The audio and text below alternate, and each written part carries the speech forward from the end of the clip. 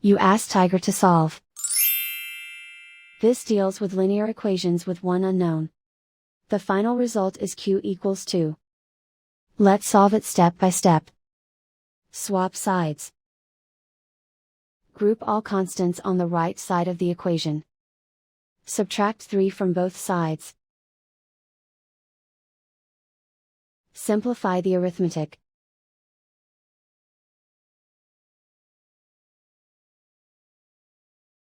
Isolate the q.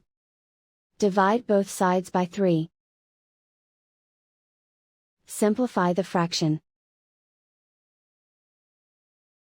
Find the greatest common factor of the numerator and denominator. Factor out and cancel the greatest common factor. And so the final result is q equals 2.